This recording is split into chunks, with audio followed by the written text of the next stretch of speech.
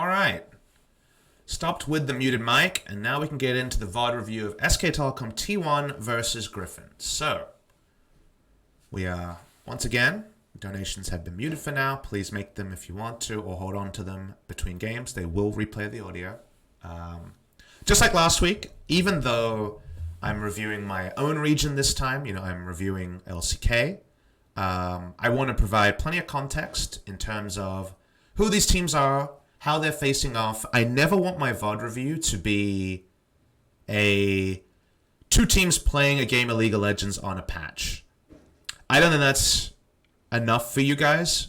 I think every league is played in a very specific context with picks that work in that region, picks that don't in others. Just in case you forgot our stat from last week, I'll put that up on the screen. There's lots of individual region differences. We all have our favorite when it comes to regional differences. You guys know my favorite. That is, of course, let's throw it up there. You guys are going to remember this. You can already see which region's up there. I'm going to make this larger. I remember to do that. But remember, dun-da-da-da, the world's favorite stat. We have Olaf's win rate in North America, 0%. 0% win rate in North America for Olaf. How could that happen? He's 0-9. How could this be the thing? How could he be 0-9? Olaf is really good, guys. And yet, not so much in NA. So, got to throw that one out there. We'll throw that one out there every week until NA wins on good old Olaf. There's other worrying win rates, but we'll hold on to those. But yes, we got the NA stat in there. And, NA matters. Never let anyone tell you otherwise. NA matters. But when it comes to this VOD review, I want to start off talking a little bit about the LCK teams that we're going to be talking about today, and the league in a whole and how those interact. So we'll start with Griffin. Team Griffin, the team that everyone is hot on. This team does win the series, so remember this VOD review is not about so much who won and who lost. You should definitely watch the series live. Even has my casting. So we're very much going to look at the whys, the hows, what we can take away from the series, what we can learn. Did the best team win? I think is a really interesting question here, right? Because I think a lot of people leave this series feeling like SKT were really hard done by. And I think I was right there with them. But we will know more about that when we fully understand the comps, how the game was played out, things like that. So we're definitely leaving a lot of things to one side. So we'll start with Team Griffin. I think they're the team that is more mysterious compared to SKT. Stat I want to draw your attention to here, as you can see, a lot of their stats are great. They're 24-2, so of course they're a pretty damn good team. And they had only lost a single game before this series started. Average game time of 32 minutes. That's actually pretty short, even though they don't necessarily play super fast style. A stat I want to draw your attention to here is their goal difference at 15 of 2,100. That seems really high. It is the highest in the league, especially as a comparison. SKT's as a third place team is 473.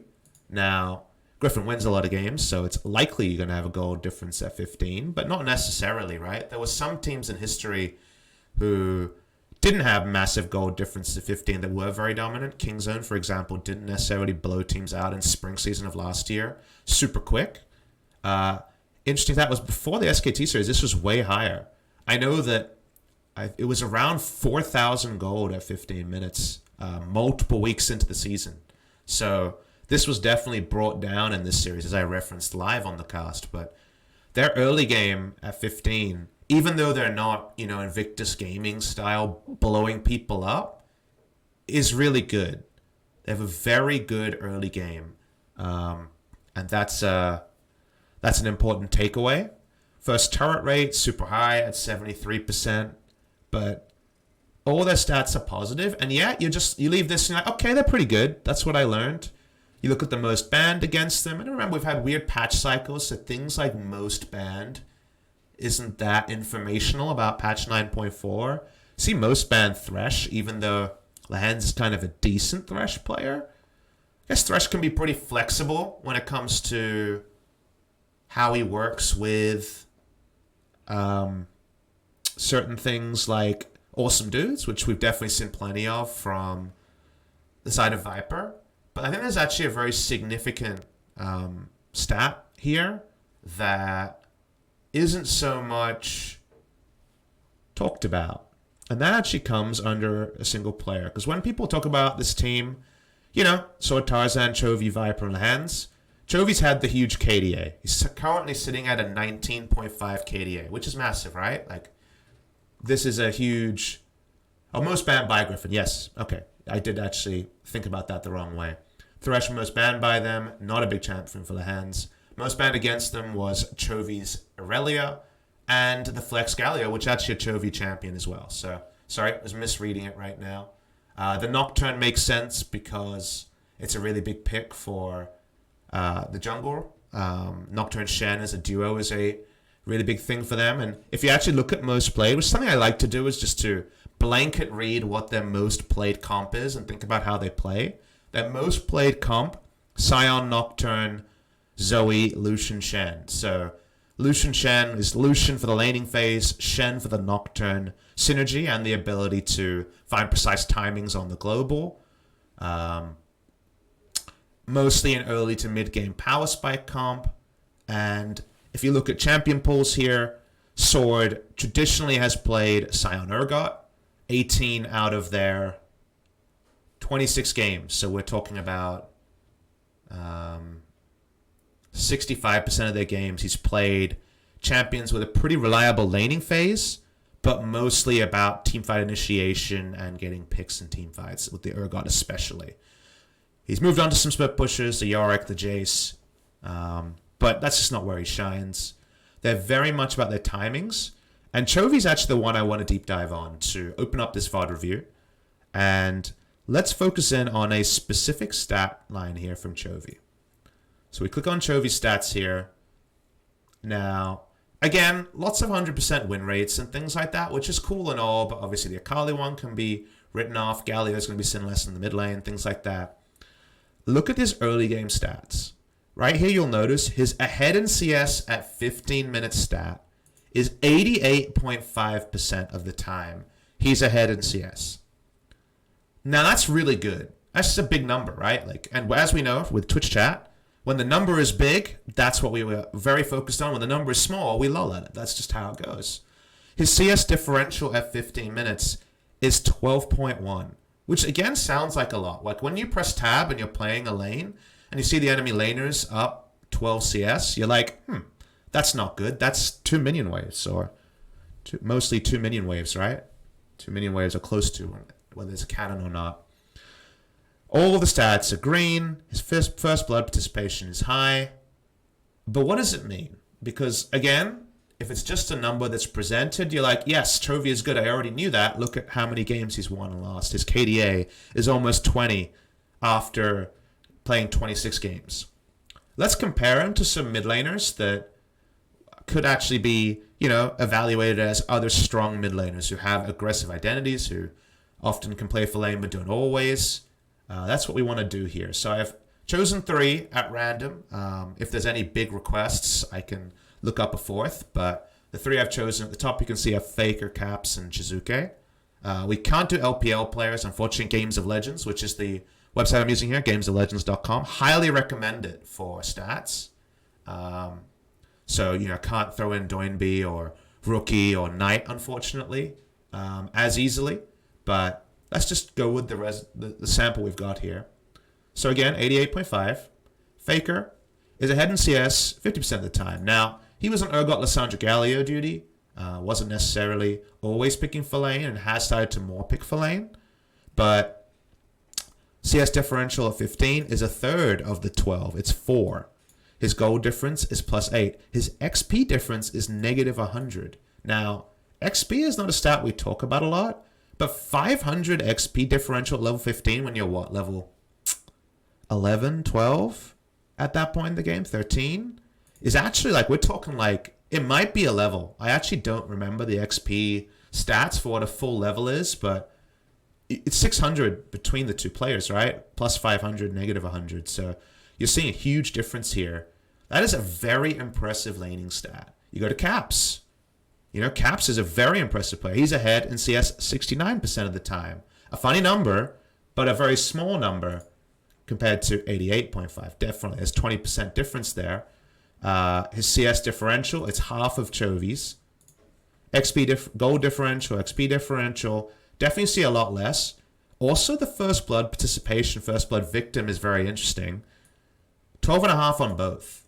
Now, Caps used to have the highest deaths of a mid laner in most every tournament he played in.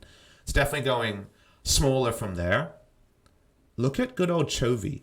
His first blood victim is 3.8%. Now, we know he has good KDA, but that's still very noticeable, and his first blood participation is very high.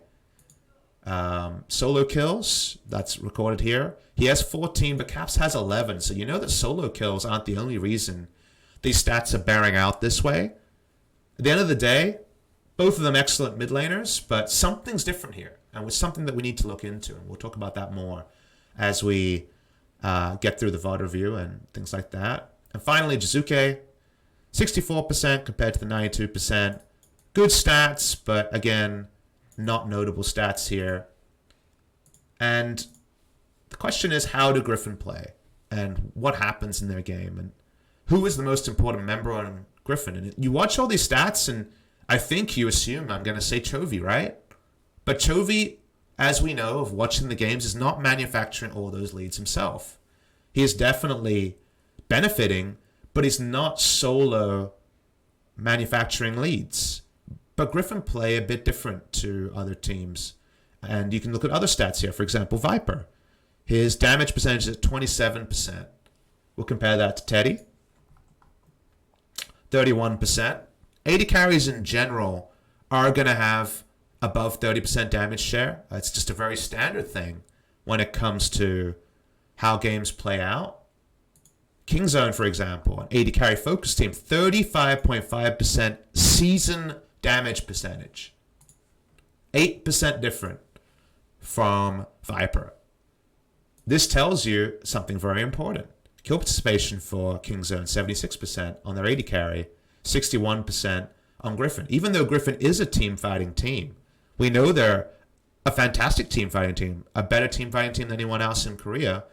These stats tell you that they're not necessarily winning games through team fighting, otherwise the stats will be higher. If you're team fighting more, people are getting more assists, so your kill participations in general are higher, and thus you know they win games in team fights. So how are Griffin winning their games compared to, say, Kings and Dragon X, where Def's doing all the damage, the macro's not working out so well, so we got a team fight, and then Deft is the one who's cleaning up the team fight. What you can learn through stats, and this is something that you learn just from staring at stats a lot and thinking about stats a lot. You know, there's no kind of guide to these thinkings, but it's a case of watching games, reaching your own conclusions, and then coming back and seeing if the numbers support it or go against it.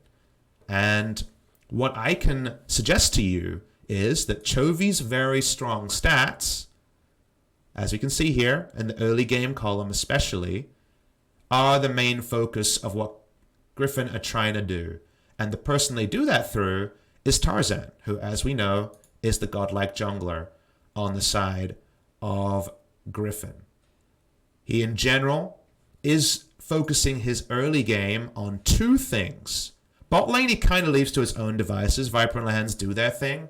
If you think back to all the random times Lehends was dying in the 2v2, like this is something that is a byproduct of that. In general, they have a strong laning phase, and the ability to just lock in Lucian a lot has allowed them to kind of deal with whatever support they have and have Viper just take a dominant champion and try to run over the lane. Now, they do adjust their play a bit when they go for something like a Vlad if they need some counter ganking, but their big thing is to focus on first salvaging Sword, who will not have those strong stats as you notice. Negative CSD is the only player on his team that has that. There is, last year, a lot of jungle proximity around top just to help Sword through a laning phase. And it's why they like to just lock in Urgot, Sion, and to a lesser extent the Jace and the Yorick is, in general, Sword is required to initiate fights and just make it to the right point of the game with items that he's confident in playmaking on. And that sometimes requires Tarzan's attention. But increasingly this season, he has played through Chovy. That doesn't mean camp mid. It means that you have a player with strong mechanics, with strong understanding of his lane, who can run away with lanes, who's manufacturing these really big early game advantages. If you guarantee that through playing through the player's power, both in terms of just his individual play, but also his ability to back up his jungler and be a good person in comms, you can wield something on the map that's almost impossible to contest. If a guy rocks up with their jungler first, which is usually what happens when you pick Zoe, when you pick Akali on previous patches, when you have priority. And it was important that during their interview, when asked about Galio mid, Chovy said, it's a champion that gets me priority, so I'm confident I was going to have priority in the lane. If Chovy can roam first with the stats he's showing, which means a pretty big gold lead, right? 604 gold. The gold at 12.1 CS advantage. His CSD alone is getting him something like 400, 500 golds worth more of items, which is very relevant when you're invading early. Your jungler comes in, your mid laner with push priority and a strong laning phase comes in first with an item lead with his extra gold. You can't contest that, and you get objectives on the map through the difference in mid, the mid difference, as people talk about. So it's very clear to me from watching the games and also from just listening to comms and looking at numbers, Tarzan's impact in the early game has been around mid lane, and mid lane has unlocked Tarzan to set up the dominoes that crash in amazing ways. Like, we know where this series is going, right? Those dominoes crash in ways that we couldn't have even anticipated. There's so many awesome things that can happen when your setup is strong and when the game has gone as the brain's trust has intimidated it and set it up. So that's what Griffin are doing. They're setting up Chovy to do his thing, and from there the pieces fall into the mid to late team fights being the icing on the early game cake. They have become an early game powerhouse, not in the wanton aggression way like we reviewed with FPX versus IG, but in an ordered way that teams have not been able to answer. Let's go over the side of SKT, who we're going to talk about a little bit less, as I think SKT's setup has been a bit more game on game, and I even opened up the first SKT, that's SKT Gen G actually, so let's go to SK Telecom. I even opened up the first time SKT versus Griffin played, because if you remember, SKT played mages in the bot lane both games. They never really fell into a rhythm in the second game, and in game number one, they were the team that had to act earlier, didn't, and got outscaled by a standard draft. I think this was an example of SKT not fully playing forward the style they were playing in their wins. And I think they had some really impressive wins this season. My favorite of theirs was SKT versus Afrika game one. This is a long time ago. But this is where Clid was on the Elise, and they just kept really awesome wards on Dread's Camille at all time, when Camille was supposed to be impacting mid lane, top lane, and he was going to be the big reason, Dread, that Afrika found their advantages. They always had vision on him, and Clid was able to shadow the enemy Camille, allowed the Fiora to get big, and then Khan couldn't be answered in the side lane, and they even won in the 4. This is a super comfortable victory from SKT. Before the items ever came together, you'll notice it's not 3-item Sivir yet. 0-0-0 aiming stat line. Getting some feedback about the mic being a bit scratchy. I'll work on positioning with this one. The mic's not perfect, and not all my settings are perfect, but hopefully it's good enough, guys. So let me know as we go along that things are good. But again, takeaway here is this was SKT knowing their timings, acting on them, and ending the game before it gets to a position where the 5v5 might be too strong for the enemy. And this has been kind of how SKT have been drafting a lot recently, is they've played a lot of pretty assertive early to mid-game comps that never allow the enemy team to play the way it wants to play in fights. They're very smart about getting core items onto, say, for example, Ezreal, who you see is the most played for Teddy. The Lissandra is probably the most notable champion for Faker. Getting that Ludens done and playing around 1-item, 2-item power spikes. That has been what SKT has done. They've gotten power spikes as a team and then wielded them very well before the enemy can get their power spikes. And if you're not proactive enough with a lot of the drafts that SKT has in the mid game, then you do get outscaled. Like, they beat Sivir comps a lot. This is a champion they take down a lot. They beat 3-4 item comps at 2 items because by the time it gets to 3 items or 4 items for the enemy, they either never get those items or there's such a relative lead that SKT take it down there. I think SKT are really good at looking at their items and saying, we win fights now. And then setting up vision around those fights. They got Martyr, they got veterans. Of course they can set up vision well. But they're very good at that ordered play around certain item spikes. And that was why it was so disappointing that it didn't bear out that way against Griffin the first time. And I think part of that was draft. I think we all laughed at the draft along with them. And there were other reasons why things didn't come together. But it did come together in a much better way in this series. So that's kind of what I'm looking at between these two teams. We should also just load in some LCK general stats just to understand the context the league is being played in. So we have on screen right now presence rate. You'll notice Lucian very close to 100%. Otherwise, champs have fallen way down. Cassio down to 56% after being 100% for the better part of the first 2 weeks. A lot of the most played champions are 55% plus win rate. The LeBlanc, you'll notice, is very high. Instinct Isis will go down, but the LeBlanc win rate isn't something to be ignored. Not too many kind of stinkers, but Vladimir is one that I think is starting to finally pick up presence around the world. I've been so surprised that this pick has been making it through or ignored in drafts. I feel like this champion just solo wins the game if it goes long enough in a way that people kind of accuse Sivir, but I think he does it earlier, and his laning phase is way better than people think with how much free CDR there is in games. You know, it's just the average Vladimir game is actually 33 minutes 45, which is pretty amusing given that he's thought of as a champ that goes very late. I think what you'll see here is actually a pretty funny stat that actually means something. Is that the average game time of the most played champions, the longest average game time of the highest sample champions, of the ones on screen here, is Jace. And that's a really funny stat because Jace is an early game champion, but plays into the point I was making on Twitter before that Jace macro is harder than the macro of playing other champions. So Jace games can be blowouts or they extend, and Jace as a champion can't force the game to end because team fighting isn't Urgot style. Urgot's advantage is that he can just hit the team fight and be a team fight god, and previously was a lane god. Now, his lane god status will be something we discuss in this series because way too much Urgot for my liking, but Urgot used to win lane, win game. Jace still wins lane. With a good team, will win game, but there is a lot of Jace in Korea.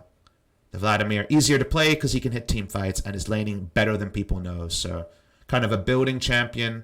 We went on Olaf. Again, that plays into the NA stat that we were laughing about before.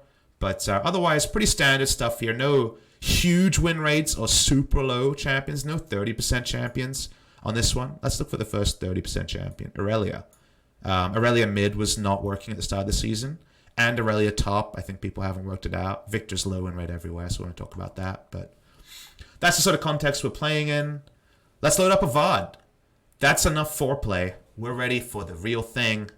We're ready to get in there on the main course of this one. So, let's load it up.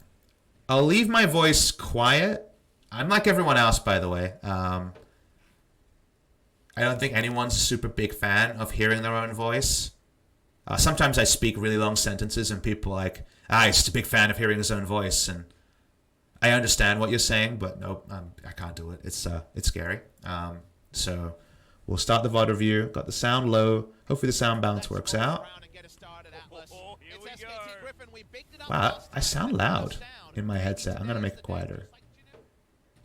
You'll notice my voice sounds way different. That's how it works. My caster voice, I need to project a lot harder, so it ends up being a lot louder and a bit different. So just a little notable thing there that happens. 1.5 times speed. We're loading up SKT Griffin. Let the band start and then we'll pause. It's probably the easiest way to go. So let's fast forward a bit till the bands are done to start to understand what's happening in this series. Because I think we should start with bands, and kind of the way we're going to approach this series, because we do have super high expectations, pause before the last ban, is we really want to be super critical about the validity of decisions that were made, the planning that went into the draft, and whether those things played out. We want to return to win conditions. And win conditions is not just something with a finished draft. It can also be, what is your draft direction here? Are your bans the right bans? And are you cribbing power from where you need to? What are your bans saying? And then what are you doing with your picks? And did that make sense? Because sometimes we just see 380 carries banned and then no 80 carry priority, and you come back and you say, well, why did we ban so many 80 carries, you know? Why? So opening up the bans here, SKT ban away Galio. We know that's a big support champion. Galio Kalista right now is seen as the kind of god tier duo lane in Korea. It's the most popular duo lane that's played out right now. Some teams will take Lucian over it, but Galio Kalista is the big thing there. Vladimir is big red side pick, and it's not something that Khan felt confident to first pick. Khan actually had a really big Vladimir game before this, so I thought actually stealing Vladimir away would be an SKT approach. It's a kind of tricky ban against Griffin because it's a bot lane ban. You wouldn't expect that to be, but it's actually kind of 3 bot lane bans and 5 bot lane bans in general between Griffin and SKT, because Galio's support is more common than Galio bot. Vladimir is a Viper champion on Griffin, even though Chovy and Sword could select it. They traditionally don't. SKT don't want to first pick Ezreal, and that's a notable one here. Is that Ezreal priority this week went down a little bit. I guess people are finding lanes they like into it more and more. Sivir, for example, to try to push it in. So that's an interesting thing. I don't remember the 6th ban here, so we'll see how that one plays out. It's just going to be the Jace ban. So we close it out from here. So it's 5 bot lane bans, and that's why a bot lane at first was a surprise based on eye test, because at this point, you see what's left open, and then the Jace is taken off, and you think, man, wouldn't it have been a great spot for Zoe? Griffin is a great Zoe team, so do we have to just take Zoe here? And the Braum did stick out, right? We were very kind of curious about Braum first pick, but it's 5 bot lane bans, and SKT have a very specific strategy around this. So it's definitely a don't try this at home moment. I think other teams would have first picked Zoe in this scenario. I could have understood a jungle pick, but going back and thinking about it, the Braum makes a lot of sense here. Question in chat about why is Jace so strong? Jace replaced Urgot in terms of just power in lane, and Jace as a blind pick has very few answers in the top lane. People aren't playing Poppy in Korea that can, at a point, reach a point. And there's a lot of laners that can reach a point where they can take Jace. You know, there's a lot of, say, level 8, level 9 laners that can start to finally get there against Jace, but not enough to actually contest him hard. And the early game is still so Jace favored that if you're not going to put all your resources into stopping Jace, like maybe vertical jungle on the top side, plus a ganking jungle, plus a camp, it's just too tricky to answer. So that's why Jace is a first round ban in Korea, at least. So we'll just play out the draft from here. Just flow through the draft a little bit. The Zoe was the big one that we were thinking about on the side of Griffin, and I called this out during the draft, but I was a big fan of Tarzan's hovers. You see his hovers here.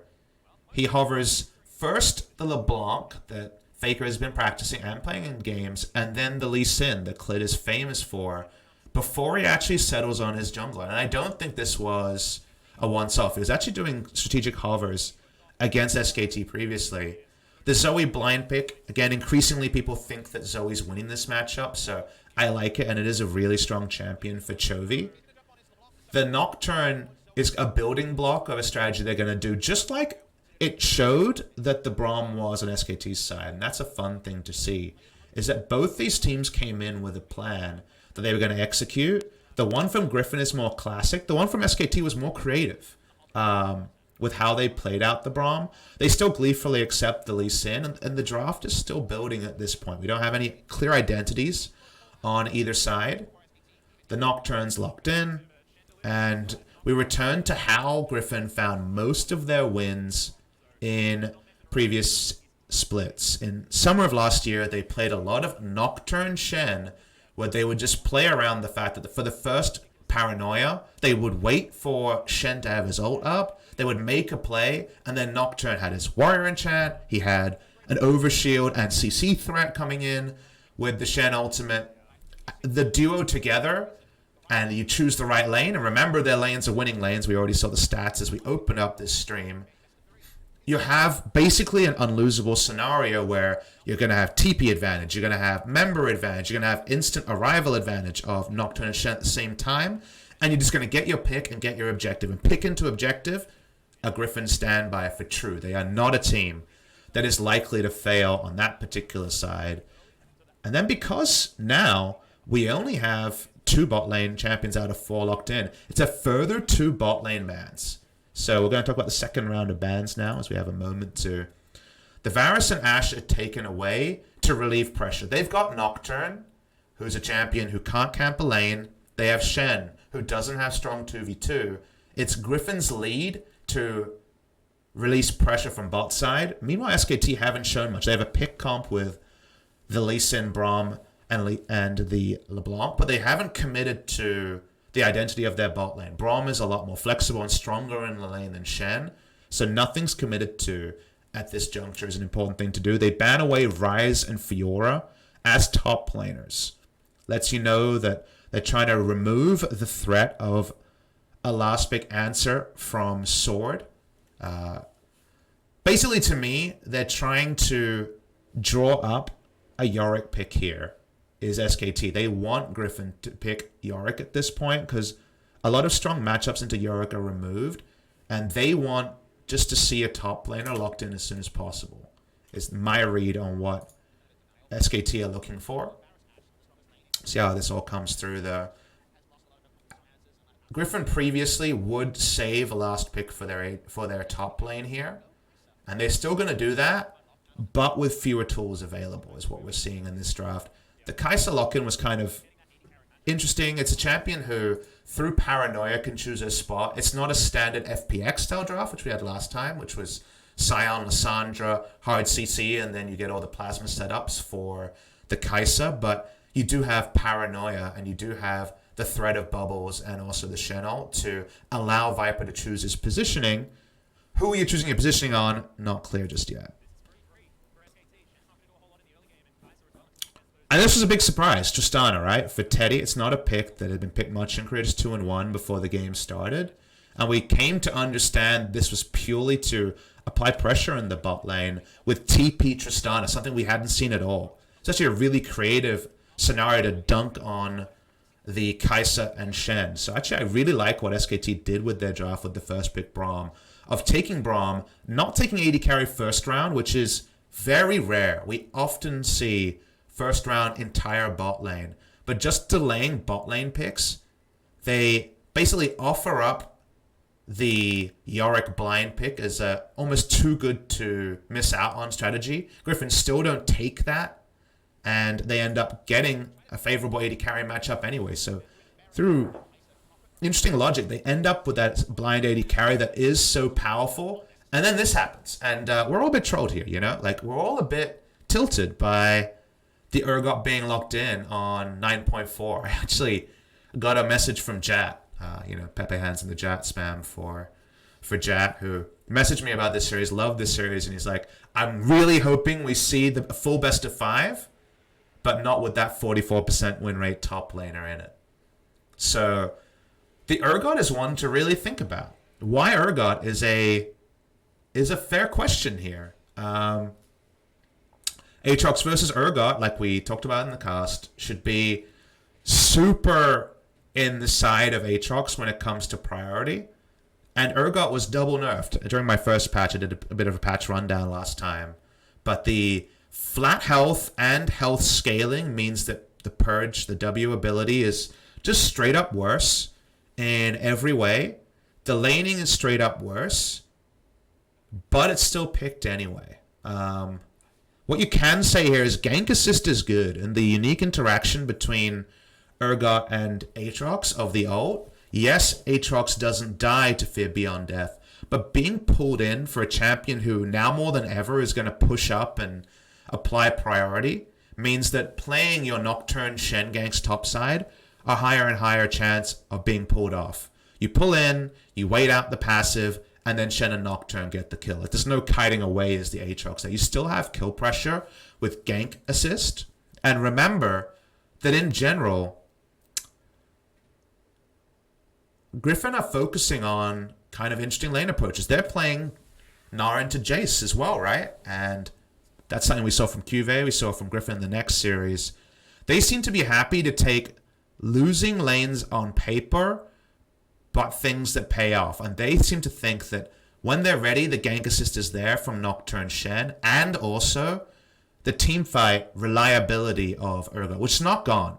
He's still a great teamfight champion, right? He still has his ult. And if you think about how Griffin's comp plays out, if they're choosing the fight, Paranoia and the Shen swoop in, the Kai'Sa can swoop in, Chovy's effective damage range is huge on the Zoe, right? Zoe has massive range. Because of that, they want the pick into Fear Beyond Death, Arm into teamfight victory. So they're mostly drafting Urgot here for teamfight insurance, but they're giving up top lane to do it in a way that they're not anticipating. They're actually going to lose bot lane way harder than expected. And the only skill matchup that we know favors Griffin is Zoe versus LeBlanc, which is confirmed to be more and more on Zoe's side. So it is Griffin choosing some losing lanes and a skill matchup and a farming jungler. And it's one of the reasons why I've been a bit skeptical of Griffin. You know, people were memeing about the quote I had in the previous stream that I think Griffin coming into MSI, if he said, as of a week ago, who's the most overrated and underrated coming into MSI? And we don't even know the teams that are going, but we know the expected teams. I think people handing top 2, top 1, best for sure to Griffin, you know, ESPN #1 ranking of Griffin. I think it's too early because I personally have been disappointed with how they're winning their games. That's one of those points where I look at the opposition, I look at what Griffin is doing in isolation, and I say, Griffin isn't doing too much special post 9.1 to be proactive, to play a style similar to how I think the game should be played right now, but they're winning because there are certain things they are the best in Korea at, and I would also anticipate top 3 in the world at. And this draft was one that is quintessential Griffin, but also, just like we criticized other teams, right, is very 9.1. This wouldn't look out of place last year, apart from the Urgot took a long time to reveal itself. After the Urgot buffs came through and before he was actually played by a lot of pro players, he was at a very high balance level, like midway through summer. It just took a lot longer for teams to catch up. So this draft could have been played by Griffin at any point in 2018 summer, and it would have been strong.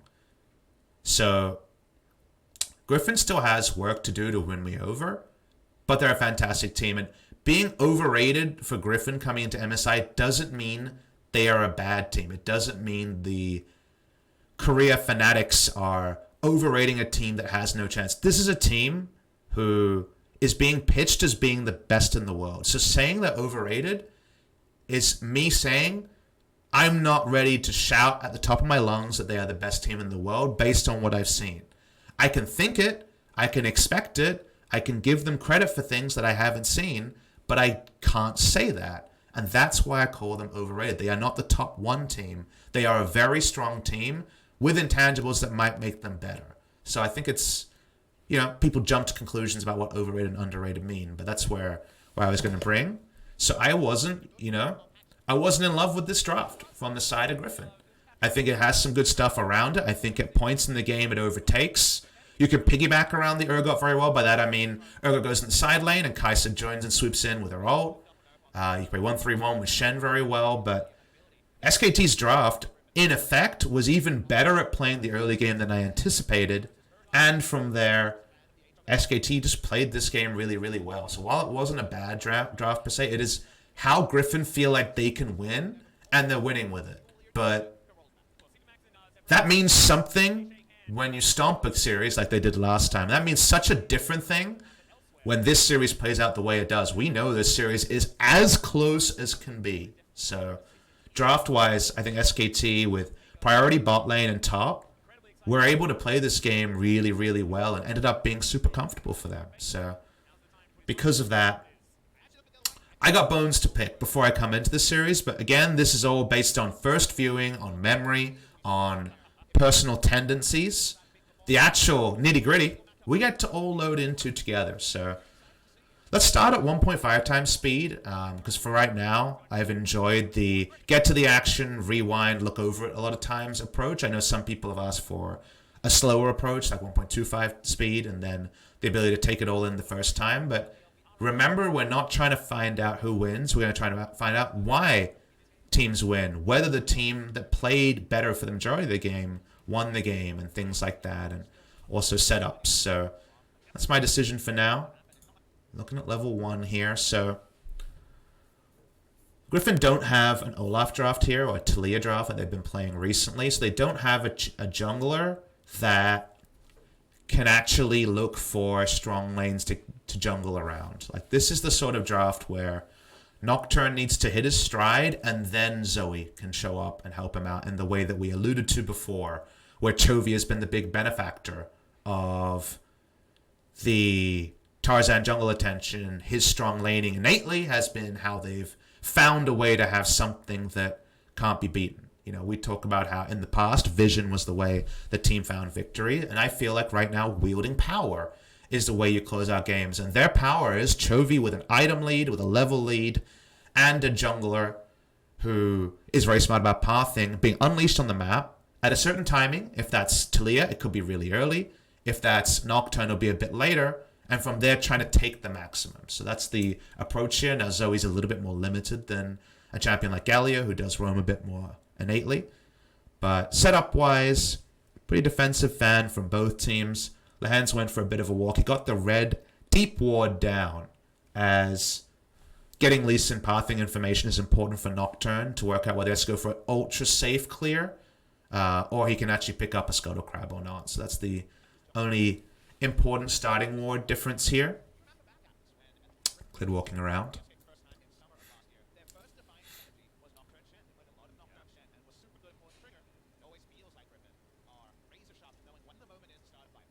So distracting to hear your own voice playing out, but yeah. Looking out here, so red side start for Nocturne. You want access to Krugs wherever possible, but it's not always something you can start at. If you're a Zac jungle, you start red side and you always take Krugs so that you get a level 3 before anything happens. But Nocturne can deal pretty well at level 2. It's only around level 3, 4, and 5 when you get all 3 abilities, and just obviously his inability to hit a lane that doesn't have hard CC, that a lot of his impact falls away. That's the bot side Scuttle. So we're trading Scuttle sides here. Given that Aatrox Urgot are a skill matchup, taking top side Scuttle allows Aatrox to push in, and that's how he runs this lane more and more now with the nerfs that have come into the Urgot. Whereas bot side, Kai'Sa Shen don't have anything other than one all-in, and if you don't get the kill on that all-in, or if you don't get a huge chunk out on Tristana, the turnaround is just Lehens or Viper getting just blown up. So very strong dueling 2v2, and that's why even with a Scuttle disadvantage, Clid feels strong enough to invade, to contest at the Raptors here. Clid knows that Griffin have gone for a draft that in the early game doesn't pose a lot of threats. It doesn't do a lot to them before ultimates, before even just ultimate on Lehens. You don't expect Griffin to do anything proactive, so I love the SKT team approach here. This is something that SKT had been doing really well that I don't see Griffin do as much, and it's something that I think is really good coaching from SKT. They know they're stronger at this point in the game. Griffin have gone for a pretty disrespectful, like, early levels draft. So what happens at 3 minutes? Their priority in the mid lane and their priority in the top lane gets them Krugs and Raptors wards after Clid confirmed with his face that Tarzan was at enemy wolves. So they ward the two camps most likely to be up to give them exact timings on the respawn, but also exact pathing of the Nocturne. So no pre-6 gank is going to happen if you ward Raptors and Krugs. Because remember, Nocturne pre-6 has to go all the way behind you and he doesn't have a gap close. You just speed up to get there. So if you know what side the jungle he's on and he gets a gank off, you messed up in a big way. And we're not expecting that. This is a game played at the highest level. And also, you know the exact respawn timers of Raptors and Krugs, and now you're going to be able to contest them on that respawn. So this is what SKT have been really good at doing. When they have priority in the early to mid game, they find out the information they need now, but also the information that gets them permanent info later. They know roughly when Wolves respawns because of the battle warding or the Lee Sin walking in and seeing the walls being taken. They will know exact respawn timers of Raptors and Krugs. They know the enemy can't do anything about it.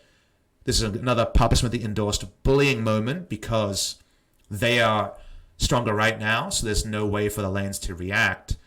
And if you never want this game to get to late game team fights, these are the sort of things you do. You ward the camps, and now you warded the camps for a reason. Not to make sure Nocturne didn't gank you, but because soon you'll be able to return to and coordinate lane pushes with your earlier spike jungler to contest respawns and to stop the paranoia from being anything other than defensive use. So really nice setups from SKT here. In their good games, you know, for example, that Freak of Freaks game 1 draft where it was Elise versus Camille. Camille was always lit up. She could never gank. That was relief pressure from the Camille. This is to heap pressure onto Griffin.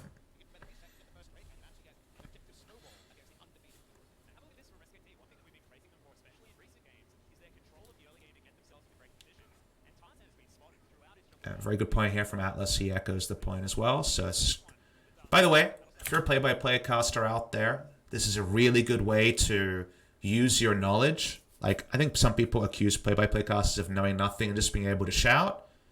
You notice that he is good enough to point out the wards that went down, to guarantee that it's something that I'll talk about. And he probably anticipated that I would talk about it, but he mentions it anyway, specifically to draw attention to it now when it needs to be there. So channeling your knowledge either in questions or in just throwing out the first half and knowing that your color caster will be able to extend the point with specifics is a really good thing that a play-by-play caster should do. So the play-by-play caster specifically says, look at what SK2 are doing. In their recent games have been good about this. They've put down vision and Tarzan is lit up. He knows that saying that is a point I'm going to be able to build on. It's just a small like casting point there because it's a VOD review, right? Like we can talk about things like casting fundamentals over just always talking about game fundamentals. So zooming in the early game, again, remember that Griffin entered this series with 3,000 plus average goal difference advantage in the first 15 minutes. That's been the way they've played. This is something that you can tell things are coming in a little bit different here. Like this is already a slow start. And look, 15 minutes is still far away, but lanes aren't strong. Small CS lead top, small CS lead bot lane. Mid lane going better than expected. So Faker's actually playing this matchup well. But Griffin knows there's better times coming. And SKT knows to go aggressive. I really liked how they played this bot lane. So it's my first time seeing lethal tempo on Tristana. And it sounds trashy, right? It sounds like a pretty trashy choice because you think, oh, what about Fleet Footwork? I got nerfed. Okay, maybe not. In solo queue, almost you press the attack because your cheesy all-in is so powerful. And this is actually my favorite play of the early game. Let's talk about what happened here. So lethal tempo provides the ability to just push, right? Lethal tempo, because you're Tristana, you get a pot shot auto win. Kai'Sa's not the longest auto range. Shen is a melee champion. And then you get attack speed. And in the early game, before overcapping is relevant, you think, okay, but then Tristana's doing 60 damage, 50 damage to the enemy AD carry. That sucks. Press the attack lets me kill the enemy AD carry better. And in solo queue, I agree with you. But remember, it's teleport Tristana and heal Kai'Sa. Kai'Sa herself has the press the attack, so she's looking for brawling. Heal, press the attack Kai'Sa is in a turret dive, aggressively or defensively, I've got the stats to win that. Teleport Tristana with lethal tempo is I have the attack speed at all points to push the lane, and I have teleport to get a better back timing to make it so even your press the attack and heal doesn't do anything. You know, your press the attack and heal doesn't matter when I have a BF sword and you have nothing. So that's the genius of this from SKT is it actually is a shout out to Reckless, because how does Reckless get his leads with Tristana? He buys Berserker Greaves first, he kills the minion waves, and with the explosive charge E, I always forget which one, I think it's satchel charge, explosive charge, let's call it explosive charge, someone correct me in chat. With the E, you attack the minions a lot, you push the wave, and then the enemy's like, well, I'd like to hit you a lot, Tristana, because you got no AD and my hits do more, but you're actually getting a decent trade in, you have the base damage on the explosive charge, and my minions have been pushed in. So with the lethal tempo, what the plan is from SKT that actually vindicates the Braum choice is they get the guaranteed 80 carry counter pick because they committed to one of their bot laners early and they left up the spot there where it was just so likely they would last pick top lane. And now with Tristana, you have lethal tempo, you proc it on a champion, usually Shen, and then you have 40 to 110% attack speed, and then you push in the wave. And Viper can't answer that because Kai'Sa has decent wave push, but doesn't have 100 AD early in the game. You push in the wave, you get a little bit of turret damage on, maybe you sneak out a turret plate at some point, but then you also have the better back timing to come back with a BF sword. The lethal tempo push works better. You do trade damage when you're going for the trade against the Kai'Sa because you have an item lead, and the enemy's pushed in while you get turret plates against a low pressure jungler. I'm a huge fan of this TP lethal tempo Tristana. It's really smart choice here from SKT. It's something I hadn't seen done before because it takes a good lane. Tristana versus Kai'Sa is pretty good for Tristana, and it makes it just always pushing with an item lead, and Kai'Sa's just stuck. She can't TP back in. She's at an item disadvantage. That's why Tarzan comes in and he's like, okay, you're pushing. I'm going to punish this push. Teddy and Mata, they read it well. They know roughly that the Nocturne can be there. And Viper and Lehen say, all right, stop the backs at least. You're Nocturne. Your best thing to do is to stop the back, which is, of course, what Tarzan tries to do. And Tarzan is ready for that. And Mata anticipating Tarzan's backstopping is such a high-level play. This is such a sick play here because, you know, they see Nocturne. They think, okay, Nocturne's bot lane. What is our primary objective here as SKT? It's to go back and get the BF sword, 44 CS is taken, and then push the lane and go back to the same gameplay. And Viper is in such a lose-lose scenario. Tristana gets to come in straight away with a BF sword, comes back in, and now Viper's low mana because he's like, all right, I got to try to punish this. He didn't get his back time. He can't back when the wave is pushed into him at the highest level of play. You will never give up a minion wave. So he starts telling his recall. Mata walks up to try to interrupt that. Teddy even rocket jumps in, and it's at a time where Mountain Drake can be started. This gets such a huge lead. This is so smart when it comes to SKT play calling, and it's why it reminded me of their excellent Elise pathing around Camille. When they have early game plans, they're very smart at wielding an early game advantage. This is among the best micro punishes, and by that I don't mean outplay of a player, but I mean small punishes that I've seen in a long time. You walk up and there's the turret plates. The back timing here is awful. He's losing that entire minion wave because he could stay and sort of lose or lose the most possible. They get 2 turret plates from that back timer. So purely the Braum Unbreakable, which is the coolest, like most interactive moment Braum had in the early game, and the lethal tempo TP. Tristana gets them 2 back timings, go back, get a bit of that attack speed, so doing his best Reckless impression now. Really smart call from all of SKT, and then Mata just walking up to fully interrupt there was smart. They walk in the mid lane. Just a gank timing, that's an extension there. Lehen's is level 5, you'll notice, so it's a great punishment window. And LeBlanc is a champion. We already mentioned how the Zoe matchup is going more to Zoe because you hit the bubble or you just hit all your spells, and then LeBlanc is health trade punished almost every time she comes in. Well, LeBlanc is a fantastic champion with gank assist. It's why you can blind pick it early, is that whether it's a winning lane for LeBlanc or if it's a pressure lane from level 2, you can get the chain W in and make gank plays there. It's a great trade here because now Chovy has a lot to think about with no flash, and Lee Sin has priority in his lane, so his lack of flash is not going to be as punished. So another little trade up by SKT. They haven't been able to get the Drake. Lee Sin really wants to just dart in and take Mountain Drake from the back of the pit and never reveal himself on the river, that right now SKT don't have control ward control of, but they have implied control because they have this priority bot lane. Still got the item lead here, still have the pushing lead because that's what the lethal tempo Tristana provides. So still everything here is punishment Griffin, and it's games like this that, again, play into why I'm concerned about Griffin, is the amount of games where they take the aggressor role is less than most teams. I think a lot of teams, I think Griffin are happy to take the more slow role in the early game, and I think LPL teams could, and the best LPL teams, find ways to punish. So when it comes to best of ones, I think Griffin drops best of ones to FPX, IG, TOP. I think they won't go 2-0 in a MSI group stage against those teams. And they won't go 3-0 in a best of series anyway. So again, just compounding on that point. Anyways, we can go further with the review for now. Aatrox doing his thing on the top side. Urgot just grinning and bearing it. Got to get plenty of armor in this lane to get through it. Again, we feel like 1-3-1 will get there with the Urgot, because I think with some items and Shen, with the Stand United being up, that'll work in the mid-game side lanes. We know that Zoe is the only champion who's going to be completely exposed in the side lane here, as she can't match like LeBlanc, Aatrox, Urgot can. All SKT have missed out on in the early game is being able to pick up the Mountain Drake.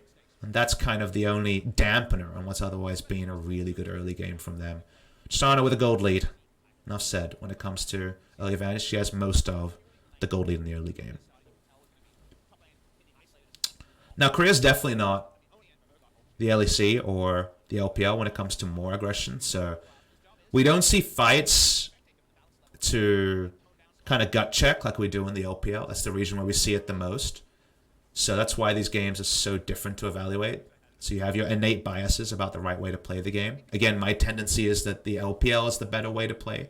Fight a bit more, and it also helps you train your fight mechanics on stage before you come to an international event. But again, just a side point for now. So there's going to be definitely some lull states, as both LS and I call it, where we're just letting the game play out in front of us. And this is the sort of part of the game where I think analysts, specifically people who watch the LPL, have doubt. They say, yes, but there was a lot of parts of the game where there was building, like things were happening, but they weren't actually being flexed. They weren't actually significant leads. They were micro leads of now the Rift Scuttle came on while Braum got a control ward back timing, 2 control wards went down, and we can take a Mountain Drake. Now you can just run at the Mountain Drake and trust that the small gold lead you have is enough that you'd win a fight around Mountain Drake. And I look at SKT's comp in first roam with flash down on Chovy, and that could have been a Mountain Drake a minute earlier through just pressure, just through pure like flexing. But we don't see that here, and that's just a Korean tendency. Are Korean teams playing the early game fast enough? Not a question I can fully answer, but definitely something I wonder about a lot. But SKT are ordered. They're not missing things. They're just taking their time in a way that's for now acceptable. Like you compare this to our review of TSM versus C9, where TSM had complete control topside but could never take a Rift Herald that was a freebie for them. It's just a minute behind on the Drake, but maybe a minute matters against the best Chinese team. And that's kind of the thing that keeps me wide-eyed up at night sometimes. Seeing some trades here. SKT want the Rift Herald enough to pull up their bot lane. There's no Tom Kench here to make an Abyssal Voyage play.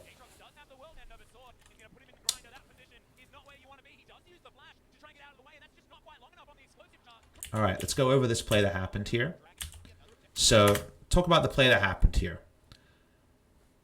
SKT throwing more resources to get Rift Herald. You can tell by where the big mustached man is on the minimap. At the same time, Griffin punished that by going for the outer bot lane turret play. Trying to answer some of the turret plays that are going all the way to the side of SKT previously. They already had 3 turret plates, right? Now let's talk about how the play flows from here. The moment that Braum and Trist don't hit mid lane, by now, you know that they're not actually going mid lane, they're going back bot lane. And this means that finally we have a map state where you can make a Nocturnal. This is the first paranoia of the game. It's made at 13 minutes into the game. So, let's zoom in on this particular play. Notice what's happened here. Viper and Lehens pushed in the minion wave. They noticed that Tristana and Braum don't come mid, so that means they're coming back bot lane, and they pull away. They push in the minion wave. They don't need to be pushing up a minion wave. In fact, they're fully on backing. So when they actually make this play topside, Khan is pushing the wave in. He clearly wants to back. We see the minion wave crashing at the same time. He clearly wants to back. Tarzan's in position in paranoia range. The reason why I say the minimap is relevant here is that Lehens has a very long leash right now to Shen'el. In the case where Lee Sin is topside, he's actually pinged out by Griffin, so they know that he's going to take a while to hit topside. But let's assume Lee Sin was in a pocket of vision in a control ward. This is still a pretty safe play because they have 3v2 advantage guaranteed. They will always have 3 members first topside, even if Lee Sin is there. But they fully pull the trigger because they know that Lee Sin is near mid and they have the ability to have 3 people top. There will always be a successful gank start here, barring a huge outplay on the top side. So we watch the replay.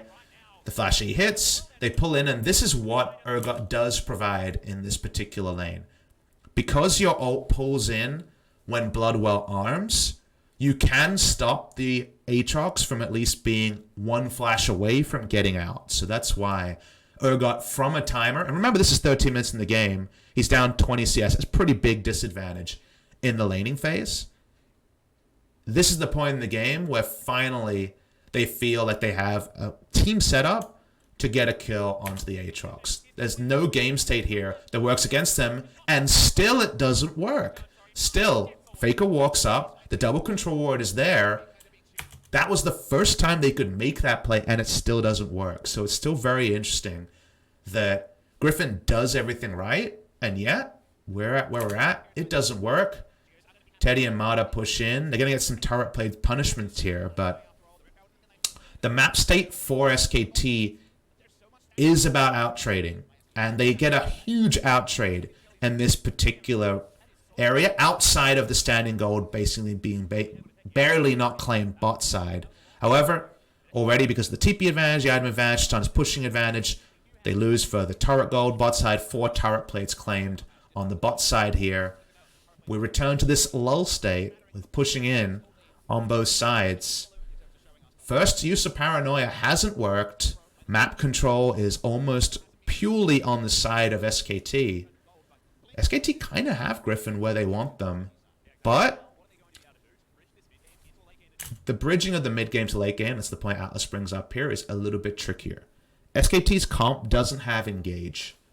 They had a lot of ways to impact the lane in the first 14 minutes, where they could play around lane pressure and things like that, but if you think of their engage, their flank teleport is an Aatrox. Again, it can work, but it's not very reliable. They don't have Ash Arrow. They don't have Pick CC outside of a Lee Sin ward jump kick, and I guess you could say chains, but they don't have what we traditionally consider engage. They can't recreate Nocturne Shen or even just a max range Trouble Bubble. So getting a gold lead early was very, very important for SKT to build. And then from there, the way out you play a draft out like SKT's is you get item leads and you play around objectives. It's about pushing your side lanes, getting control wards an objective, and then getting people to face check things like a Braum, LeBlanc, Aatrox, and Lee Sin that are very strong, specifically around face check, specifically around the enemy coming to you. Map control is the best way to do that, so you want your outer turrets. They feel so strong. Like Rocket Jump there seems really aggressive, but just as an extension of where the game is at, I was a really big fan of where SKT played out, and you weren't sure about breakpoints here, again because it's patch 9.48. Urgot Again, because Zoe from behind against a front line. It's not a godly front line, but Braum, probably the best support against a Zoe. Aatrox, Lee Sin should be able to shrug off one round of spells. There was a real chance that Zoe would never have a vision lead, so could never start looking for long-range poke, and Griffin would have to fall back into, yes, we can teamfight really well with this comp, but it has to be late enough in the game, or if SKT get enough of a turret lead, a gold lead, it never really matters. So it's kind of where we're at in terms of this game state. So second Drake spawns. Griffin have been able to load a lot of resources into contesting the vision bot side. They don't want to give up double Mountain Drake to SKT because then they actually have the threat of duo Baron around 22-23 minutes or fast Baron. After that happens, Mountain Drake, that's double lift, so simply put, super high value in competitive play. And how do SKT win? Well, they win by getting control wards around Baron and baiting it, or even just an Elemental Drake, something like an Infernal or the Elder Drake. Mountain makes it so that the team with the proactive pushing, if they establish vision, your timer, your amount of time you get to contest vision is less. Just think about it on a very simple level. If the enemy team has Cassiopeia, Karthus, Callista, you got to get there early to check the Baron because their speed is strong and their secure is strong.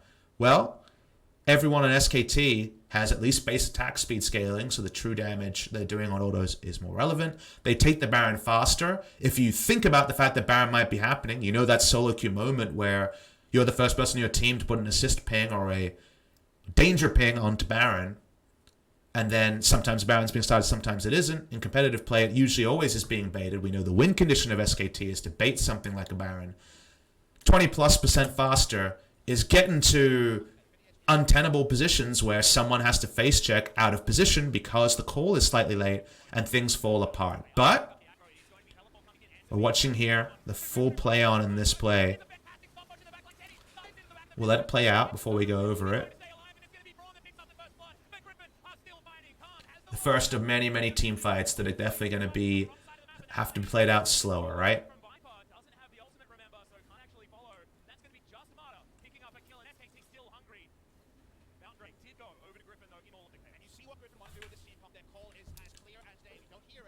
So much happens in this fight. Let's replay it. We're going to replay it slow, guys. Don't worry. So, coming into the fight, one item power spikes on everyone. Infinity Edge is done for Viper, so you can high roll with RNG, but you definitely give the reliability advantage to Tristana here. She's coming in same level, but rapid fire cannon for poke, does a lot of innate damage with E and R. LeBlanc has an item lead over the Zoe, and the vision is the only real thing that Griffin hold over their enemies. So let's play this one out. I'm going to play this one out nice and slow. Definitely something I'm going to say a few times over the course of this review. Let's play out to understand it and talk about how the calls would have been coming into this. So Drake is leashed, just to start here. As the Drake is leashed, both Khan and Sword are on a recall. I'm not sure what gold values are like for that. SKT's approaching from the top side while LeBlanc is flanking from the bot side. She just wants to DPS out someone like Viper or Chovy, who are going to be backliners to start the fight. So we play it out here. Again, important to know that Urgot has the better teleport gank over an Aatrox. He can come in and hit a team fight harder than Aatrox in terms of his kit. They continue to burn here, Griffin, because they have the more decisive teleport, and they suspect that Cleared Teddy and Ma on the top side, and then Faker and Khan on the bot side is going to potentially be a loss. There was a chance here that Tarzan ults earlier, and then Khan can never take TP in. And that's something to remember, is that for every time you're in a Nocturne game, the Nocturne burst of damage and that fear you feel in solo queue is actually not the reason to fear this champion in competitive play. It really, really turns lopsided fights because of the TP advantage it can provide. So Khan actually getting off a TP here is a relevant point. Griffin use everything to try to kill the jungler. They're burning the jungler here because they have the team that's closest to the pit, closest to the Drake. They're in formation first, and they can, of course, swoop in with the Kai'Sa. So they try to burn jungler to guarantee they don't lose out on a smite war. And it works. Killer doesn't die, but his health bar is vacated instantly. He doesn't smite for health because he wants to try to get the objective. But in doing that, they allow themselves to get pincered because everything is burned on not killing the enemy jungler and killing the Drake. And from their SKT, they swoop in, they get the only kill of the fight. It's a really close one, but Griffin's primary objective is burn the enemy jungler so they can't pick up the Mountain Drake. And that works. SKT, because they're not TPing first, because they're second to the pit, they kind of have to take a trade that's decent, but not exactly what they want. They'll definitely take 1-for-0. 1-for-0 for a Mountain Drake's not what they wanted, but given this scenario, Griffins still are able to pick up the Mountain. So that's the thing that was talking there, and it's a very even trade for what was a very even series. So no big surprise there, but regardless, that's our takeaway from the first fight. Watching again in 1.5 times. See, there's a call, and that's why I said it's clear as day. Lehan's taunt flashes onto specifically the Lee Sin, because Lee Sin is the person who controls the smite. They're able to get it there, but SKT, they've got the ability to swoop through on the Aatrox to contest space. You can be pincered. You cannot all be in formation as an Aatrox comp and be fine. Return to top lane. They get a little advantage here. Griffin needed everything. They needed the stars to align to get what they wanted and not just be left with accepting what SKT would leave them.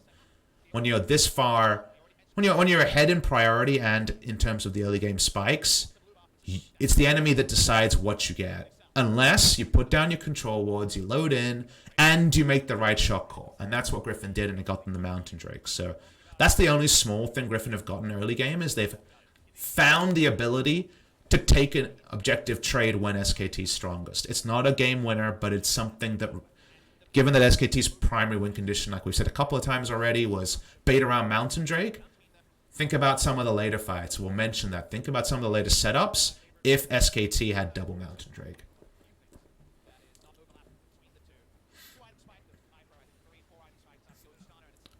So 2 items. First for Tristana. Again, she was able to pick up the earlier gold leads. SKT feel like they have the invasion leads, and these are going to be a lot of plays where SKT goes in first and Griffin need to collapse on areas where they're not in position first.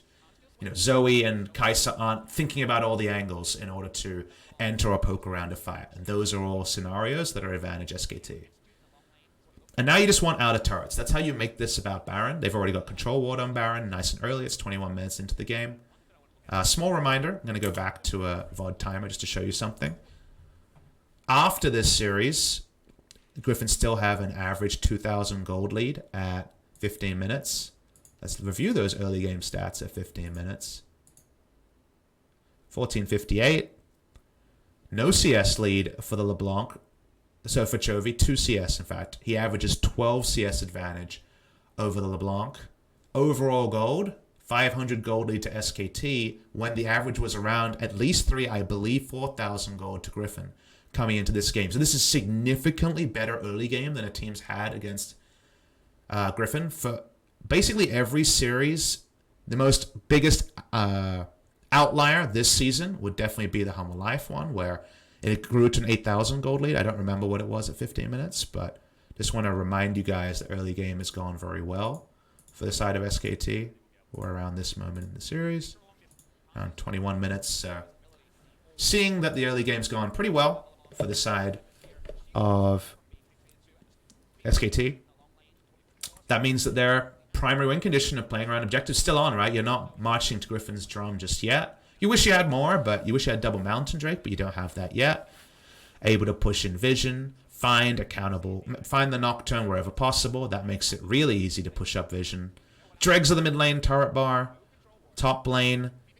When you're in a position like this where you're feeling really strong and you already feel like you have the ability to pressure gank, and also if a fight happens that you start, you're feeling good about your mobility to potentially get an instantaneous pick, especially with teleports not relevant, so you can't paranoia TP advantage. Sword has Ignite and TP from Khan is the real number here. You feel like enough map pressure you will get mid and top lane turret, and the Drake should be something unanswerable. Griffin now are being spread across 3 lanes, so they can't defend Drake like they could around the mountain. And this is probably because it's Cloud. I think if it was a 3rd mountain Drake here, you would be forced to focus on defending that as Griffin. You might actually have lost the top lane turret a lot earlier. Faker a bit too bold here, but it's just cleanse, right, to make that play. It's going to be a free Cloud Drake, and we're getting freebies. All Griffin can do is start to contest Baron vision. But SKT, early spikes, early leads. They're happy to recall. I guess they were on some big recalls here, because they're going to lose a pretty healthy top lane turret, but could have sent one of Faker or Tristana there. Didn't decide to, so regardless, we back away. Game still in the palm of the hand of SKT, and they're so happy to see Infernal. It may not be Mountain, but it's close enough. They've got the Baron vision, you know. They've got those 3 outer turrets, so SKT still have played this early game really, really well. And I think it should be... It's a VOD review that... It's not a sheer an advantage, but again, like we had TSM versus C9, where TSM had early priority advantage in 3 lanes. Only 2 in this one, but arguably LeBlanc with certain item timings can outtrade. SKT have been really good at getting a lot of advantages and stacking and getting them in an ordered fashion. And Griffin have just been watching on at this point. So, yeah, notable that SKT have played the game well. This is not the SKT that was all at sea in some of their series. I don't know what the difference is. Like, it feels like maybe the team talk or there's certain draft picks. I just don't see them. But there's days where SKT woke up and know that this is their best way to play the game around abusing 1 item, 2 item, and early game plans. Now, Griffin haven't gone full-on scaling. If they'd gone full-on scaling, then I think SKT closed the door even more reliably. But they got double Guardian Angel. It's something that I talk about. I don't hear other people talk about it as much, but I feel like Guardian Angel pre-30 minutes, at 2 or 3 item, like Guardian Angel is occupying Sterix or Black Cleaver for the Lee Sin, and is occupying Second Caulfield's Warhammer or anything else for the Aatrox or Yomu's Ghostblade. 2 item GA is a win more thing, and it's where I'm ahead. This item means that we're more likely to win the fight we need and get the Baron, and that's what SKT's comp is about. So I think of it as a lockout item in order to close out the game nice and early. Same with 3rd item on an AD carry in place of Infinity Edge or something like that, or double lifesteal on a Callista. You might take GA instead. And now, your Nocturne Zoe from behind. Your Urgot, who can't push in the lane. It's very tricky to change this game state. Griffin can only play 1 side of the map, while SKT play 3. And that seems like a weird thing to say when there's a Shen'el involved, but Shen'el is only the start. It's only a little bit of a shield and a little bit of CC. You're still so far on the defensive in your lanes. A kick flash being attempted in the mid lane. No proactive Urgot play being made with the Shen. Griffin is scared. Griffin is showing a lot of respect, and SKT are going to continue pushing up waves and looking for leads. Again, it gets harder. Inner turrets is harder. Baron is the thing that they're most focused on. So whenever you see Lahen's getting access to a pit as SKT, you're saying, let's kill him, and then they're going to run out of vision. And vision exhaustion is always something to show. Think about this state.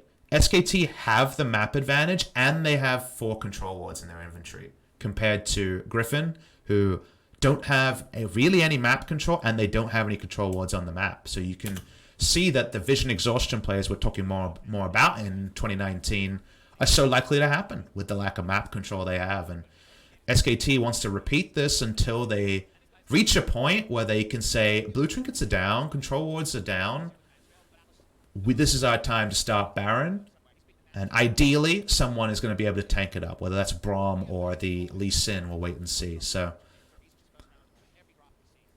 again, it's where Korea, and I would say the LCS is a bit different. I think TL would play out games like this. I think Origin will play out games like this. We're not seeing, I'm pretty sure we can win a fight. We have 2 Zeal item.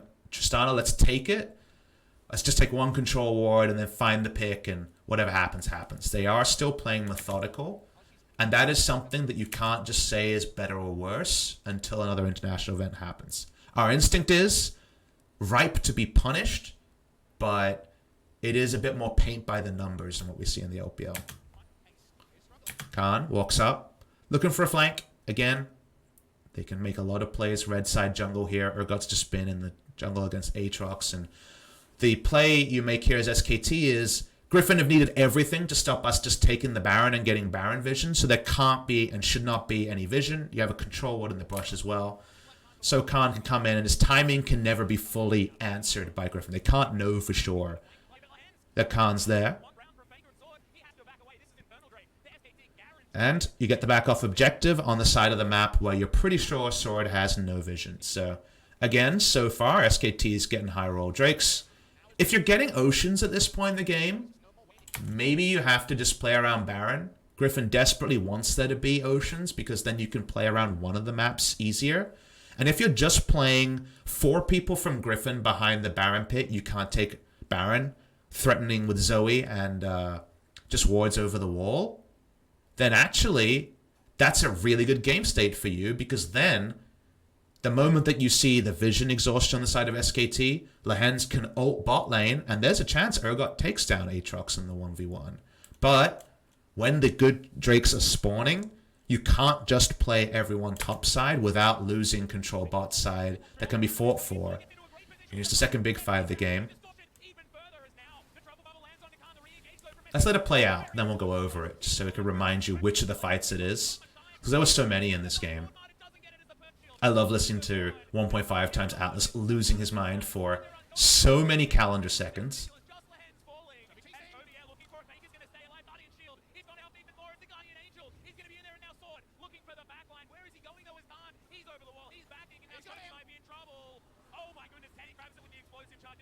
The fights are so long. It's still 1.5 times speed, guys. Seriously. How do you play-by-play this stuff?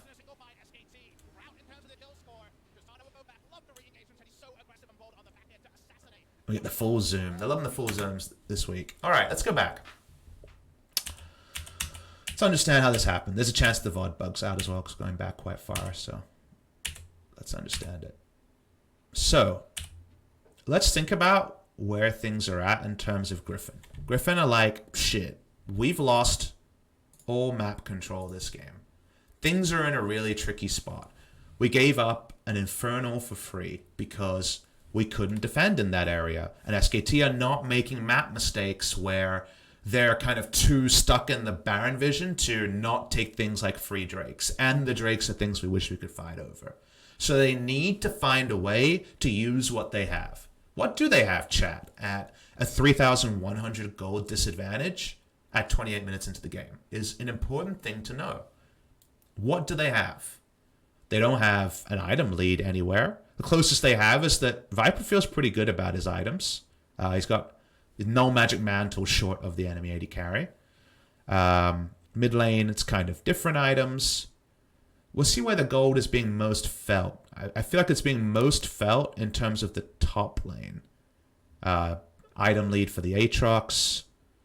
They have Zeke's Convergence on the side of SKT.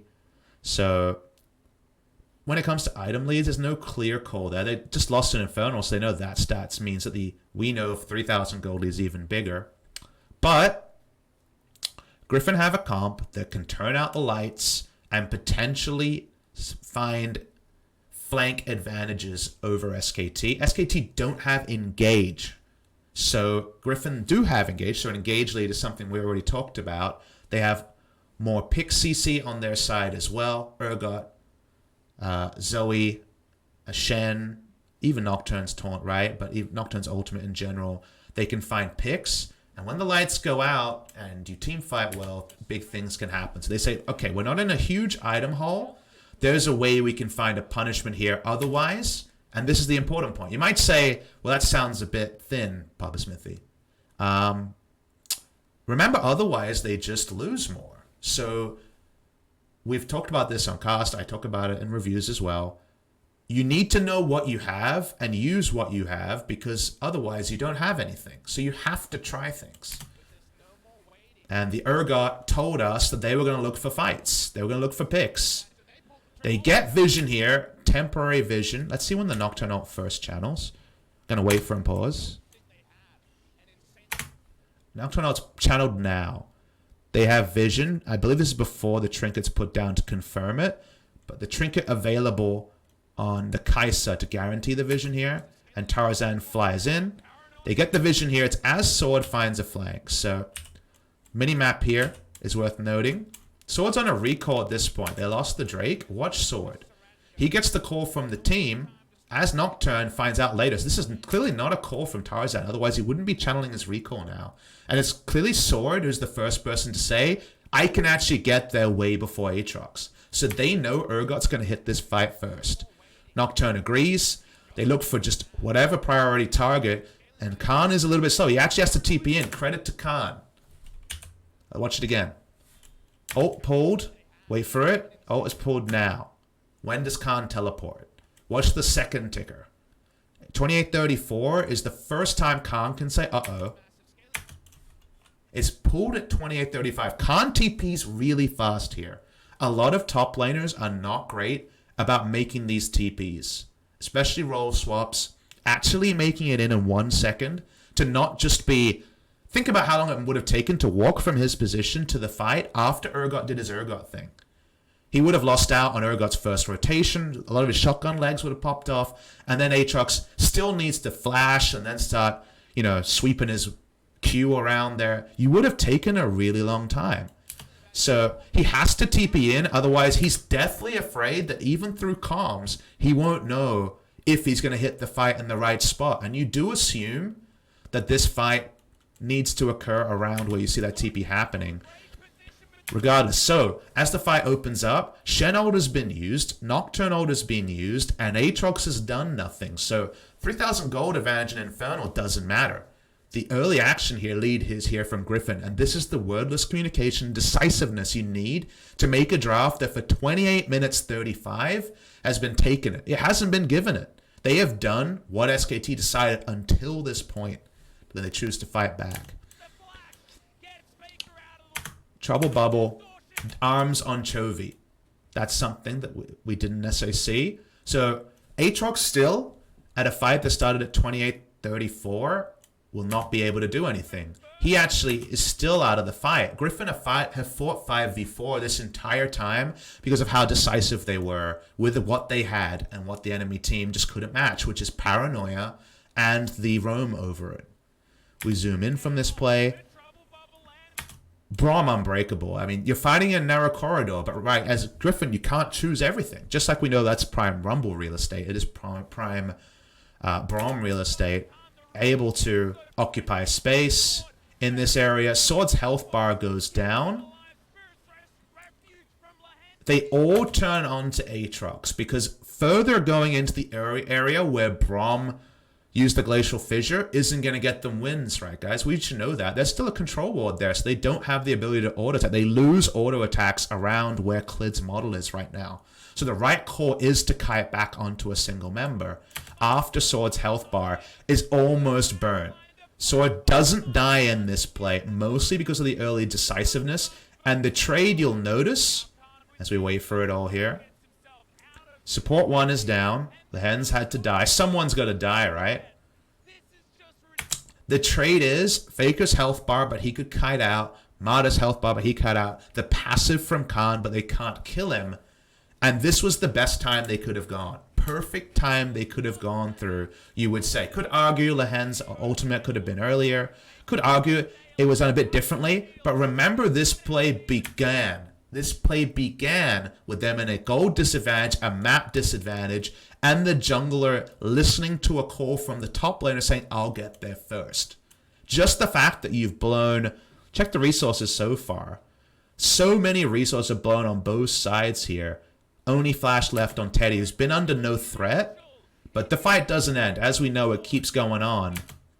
You're still not done with this fight as Griffin. And you might say, but it's 5v4, PapaSmithy. A lot of summoners are down. A lot of threat is down. And Urgot is able to get back into the fight and into a flank. So Teddy makes the really smart call here. Teddy is with the big brain. Watch how this goes. TP is on SKT Vision. So Sword's coming back in with a health bar saying, guys, keep fighting, I can get in there. And it's as suddenly Griffin do have some space to work with because they want to just kill the Guardian Angel member. Double GA is blown in this way, which is a lot of the gold lead was invested in. Teddy makes the big brain play. He sees Viper kiting back, knows Sword isn't coming, and can see every member relevant of Griffin. Tarzan's on a ward. Zoe was in minion vision and Viper's behind. There can't be someone to stop Teddy from assassinating Viper. This is the free kill. It's why he chooses to flash. He plays this excellently, and Teddy's the one that is to out-trade there. It's not always something you would focus on, but Teddy plays that really well, and SKT are not a bad team fighting team. Griffin might be the best, but SKT were an advantage. They have a vision lead, and it's so much easier to team fight where there aren't brushed that are unwarded or with an enemy control ward that you can't rely on. So SKT out-trade in a position where Griffin pulled the trigger. You might say, okay, Griffin made a mistake here. My read is that they absolutely made the right call, Griffin, to try to force something. There's a very real chance that in 5 minutes' time, the gold leads with Guardian Angels would have meant that there would have been no time to take a play like this. This play, from Griffin's perspective, with what you know, I will get there first with Urgot, I will get there first with Nocturne, and let's try something. It's our best shot. I would say has a 40% chance to work. But in 5 minutes' time, if we go back to the rinse and repeat of pushing out lanes with control wards and item leads, with the Infernal Drake scaling further and further with gold leads, there may never be a 40%. You might make what is a very similar play if SKT don't make any mistakes, and by then it's a 35% play. By then it's a 30% play. So I think you have to choose now or forever hold your peace, as the old adage goes. We can now go back to 1.25 or 1.5 times speed, but really titanic fight there. I think Teddy plays it the best. Holds onto his summoners super long, uses the information well, and you know, we saw that fight in 1 time speed, 1.5 times speed, 0.75 times speed, in full speed, being able at, let's wait for it, at this moment to say, actually I can kill Viper, it's time to go. That's not a team call, for sure, that's a Teddy call. He sees it, he says it out loud, and he assertively does it, so big credit to SKT for evolving this one, and it's one of those really close moments, of which we know there's so many in this series. And back into live. Another fight already, guys. We're going to probably watch the replay of this fight to understand why it happened, because this is one where we lost out on the context of the play. So this is the play when we're like, wait, SKT got the Baron. That was the thing here, is that this is the play where we didn't know that Baron was on SKT and we didn't evaluate that, which is really funny. So we'll watch the replay at slower speed. Go down to 0.75. So SKT have the Baron. So they roll out from Baron. There's no vision from anyone around the Drake, which is why Griffin... So they pulled the trigger here because Aatrox is top lane. I assume he's sighted. Let's check the minimap for when the replay starts. I assume he's sighted, so they make this play. I can't know for sure, but a minion wave is being pushed. So Griffin go for the all-in, say, Baron be damned. It's another time where we may never be able to pull the trigger. And, you know, you play solo queue and you're like, okay, they have Baron buff. Don't make it engage. They're ahead. You know Aatrox can't be there. And you know that if they push all their 3 lanes, you don't have engage. They don't have engage, but they have Baron buff. So you have to choose to engage at a bad time. What do you have as Griffin? 5 players against 4. So that's why you pull the trigger. So the Baron context was lost, but they go to an area where they make the informed decision that Griffin and SKT both won't have much vision here because the game is just after a Baron was picked up that was just completely off screen. And they get a 1-for-0. They lost Baron, but that was the cost of their previous play. I like that Griffin are still focusing on what can we get. And against Baron buff, they get a 1-for-0. Now, the 1 is jungle, which doesn't actually relieve 3-lane pressure, so it doesn't abate. the game state they're desperately afraid of, which is SKT got the early Drakes, the early power spikes, the gold lead, and now Baron. But it's still making the best play where it's possible. And this is a good confirmation of, are both teams at every moment making the right decision? So far already, 32 minutes in, we're like, pretty much, yeah. Like, it feels like, you know, battle lines were drawn in the draft, but there's been no huge I'm caught napping moment like Khan was the first time these two teams met, like Broken Blade in TSM versus C9 that we reviewed previously. Like, it's so far been a very ordered 33 minutes. So far, if you've been tuning in for this VOD review and, you know, wanting to relive this series and kind of nod your head or shake your head as to whether the game should be reaching the same level of hype, even under the finest of tooth combs. We're 1.5 into 0.75 speed. We're going back. We're going forward.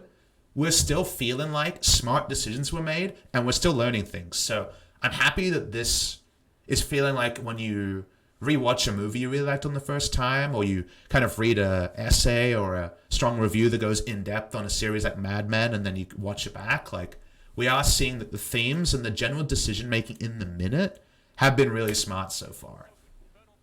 We've still got time for Fiesta, and we got G2 versus Vitality as our second series. I think Grabs is in the chat, so maybe we'll find our Fiesta later. But the Fiesta moments have been few and far between so far. SKT roll in. Still got the Baron buff has worn out, worth noting, but getting some inner turrets. We're getting some further advantages. Pause again. 7,000 gold lead with an Infernal, so things are looking pretty good at this point in time. Khan's spotted. Tarzan knows he's not spotted. That's relevant.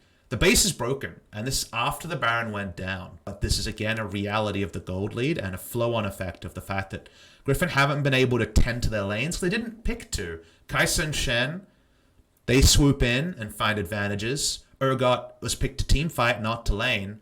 And Zoe's behind, so they can't really get all their lanes in order. It's just not what happens after the early game goes the way of SKT. So we watch SKT push up.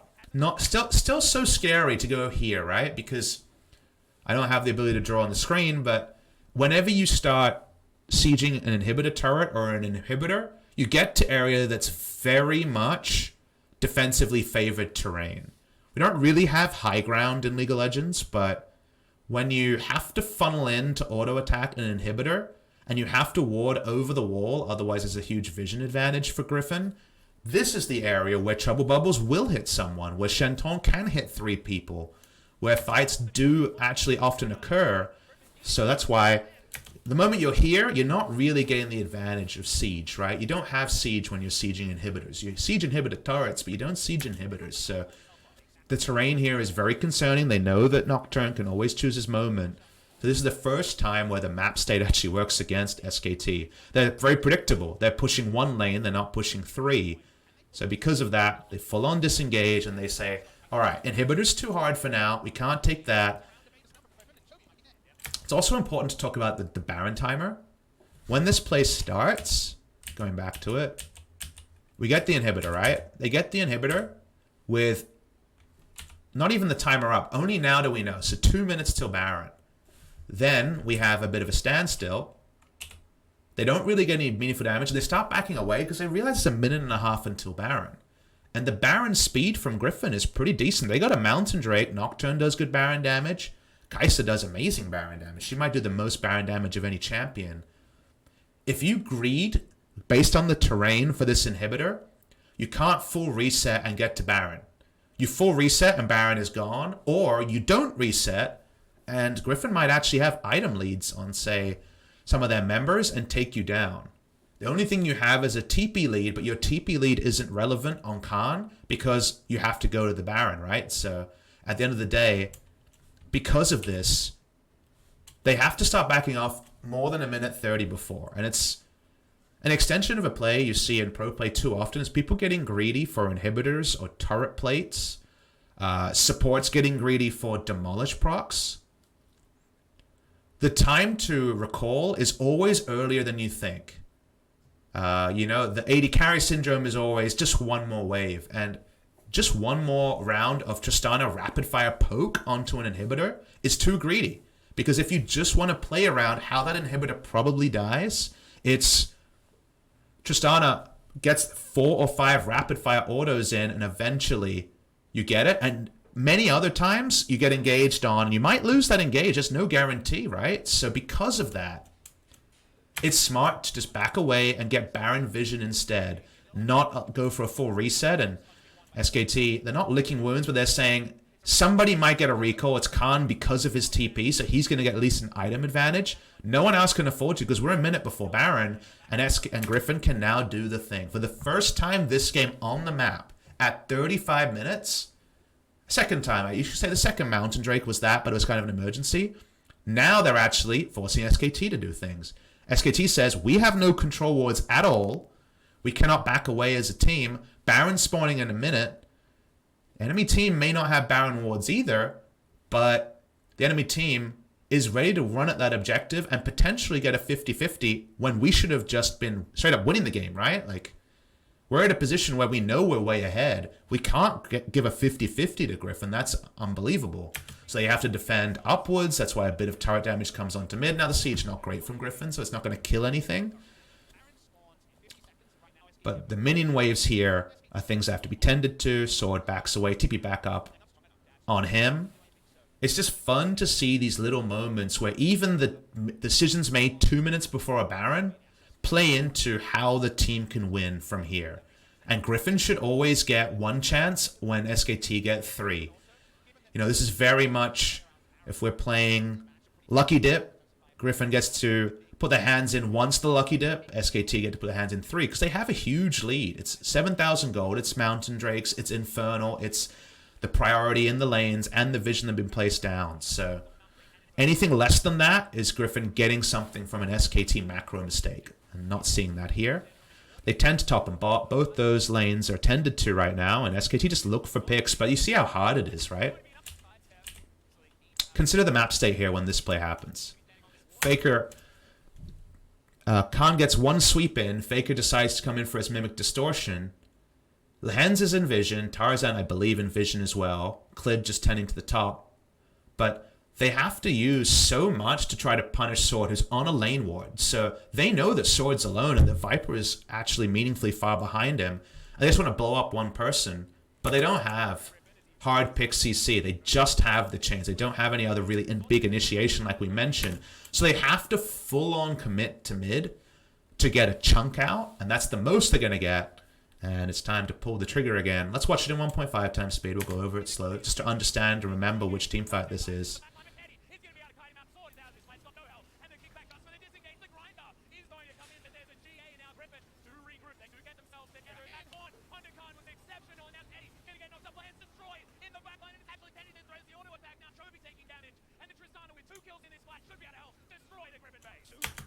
So this is an engage from behind.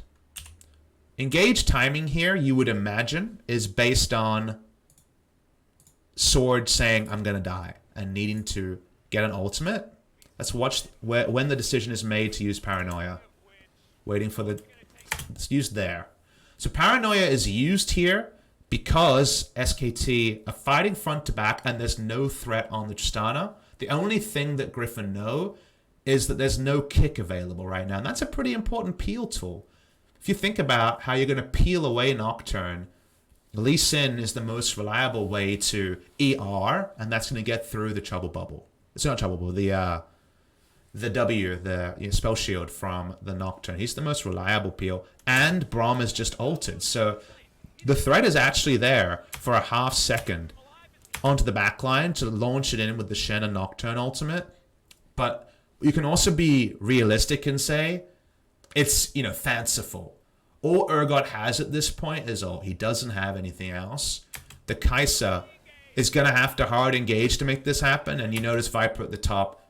The health bars are too high, right? They got Braum, got the Braum AoE shield coming through there from the Locket. So that's the only way in that scenario that Nocturne will get any value to the backline. But he's just suiciding, right? He's suiciding to buy time. And the best they can do is this pretty impressive snipe. Watch this. Watch Sword.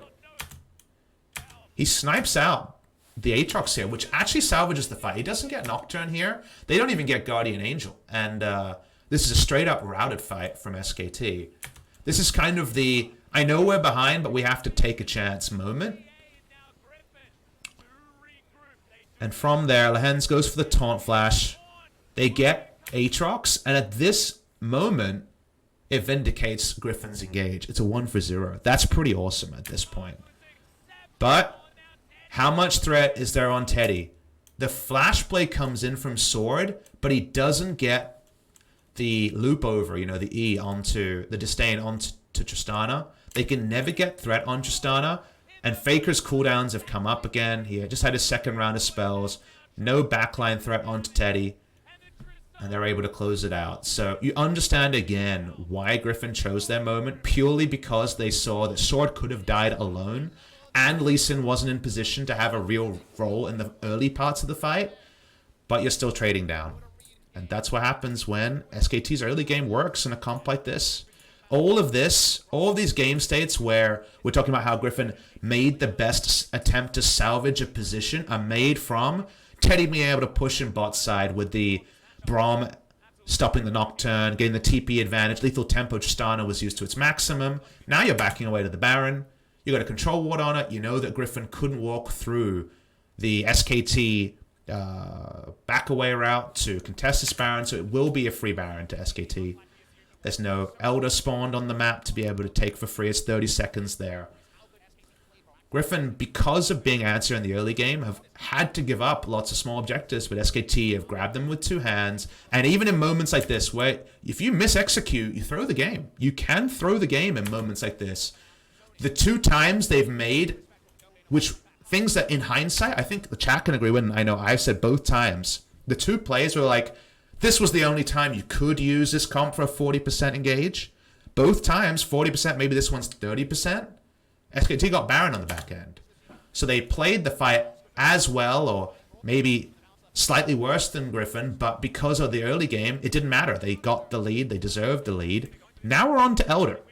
And this is riskier. Very risky fight to be taking this time, but Griffin say, let's just run an Elder and play it. We got the picture-in-picture on the bot side to Shay. And Griffin say, we're never going to get access to Elder again. If all the vision goes down, it's double inhibitors are down. The mini-map tells the story here. It's either a free Elder or Griffin gets something approaching a fight on their terms. Notice, though, 9,000 gold disadvantage, Infernal Drake disadvantage. Played in full speed. They get it, Unsealed Spellbook. He has the highest smite in the game at level 17.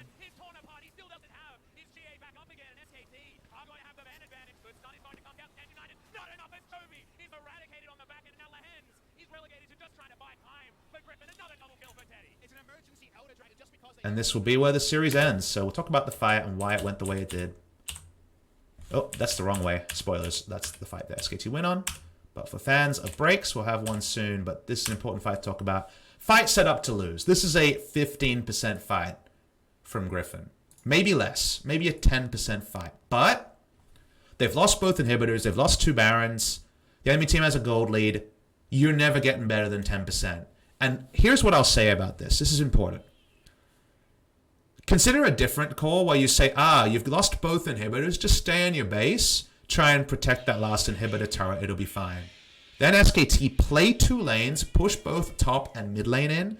They group around bot lane, take that down. And how many teams watch their last inhibitor go down, watch the Nexus turrets go down, never fight, and it's over? It's something the NA casters were talking about a lot. Might have been the LEC casters of, they just don't offer any resistance, right?